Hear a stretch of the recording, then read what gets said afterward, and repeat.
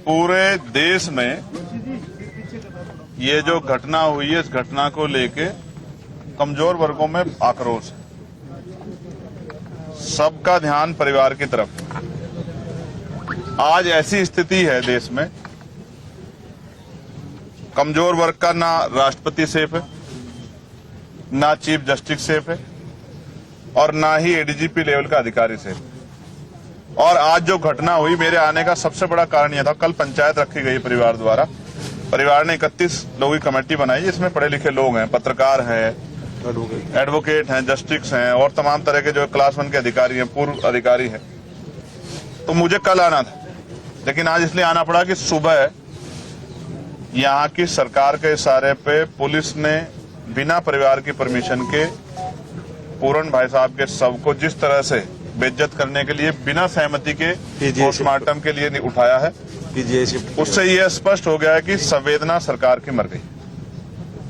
5 दिन हो गए। अगर इतना मजबूत परिवार, जिस परिवार में जिसकी जान गई है, वो क्लास 1 के अधिकारी थे, एडीजीपी लेवल के, जिनकी खुद की पत्नी जो है वो क्लास 1 के अधिकारी आईएएस है, और तमाम तरह के उनके परिवार में जो रिलेटिव हैं, उनके एक भाई जो हैं, उनकी पत्नी के वो एमएलए हैं। जब इस तरह के परिवार को न्याय नहीं मिलने में जो इतनी देरी हो रही है, तो आम गरीब, दलित, पिछड़े वर्ग के लोगों के हालात क्या है?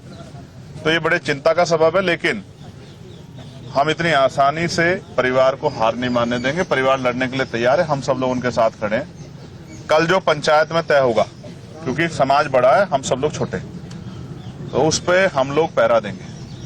अगर पंचायत ने कहा कि एक बहुत बड़ी कॉल देके चंडीगढ़ आना है, तो वो भी करेंगे। पंचायत ने जेल भरो आंदोलन के लिए कहा, वो भी करेंगे।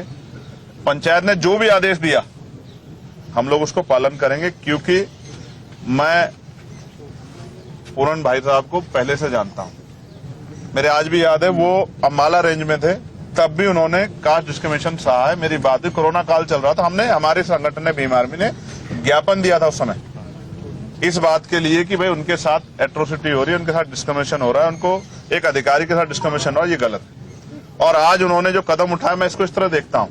लोग किस तरह देखते हैं मुझे नहीं पता है। अगर आप चोर को चोर कहोगे तो शायद उसको बुरा ना लगे, वो बचने की कोशिश करेगा मुंह फेरने की। लेकिन अगर आप ईमानदार को चोर कहोगे तो फिर उसको तकलीफ होगी।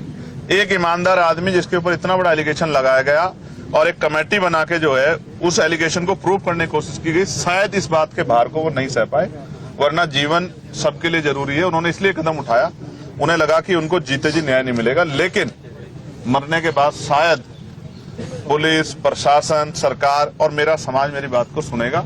न्याय पसंद, संविधान को मानने वाले लोग इस बात को सुनेंगे। और आज ये दर्द जो है पूरे परिवार का है। मैंने उनकी बिटिया से बात की है, उनकी पत्नी से बात की है, उनके परिवार के और लोगों से बात की है।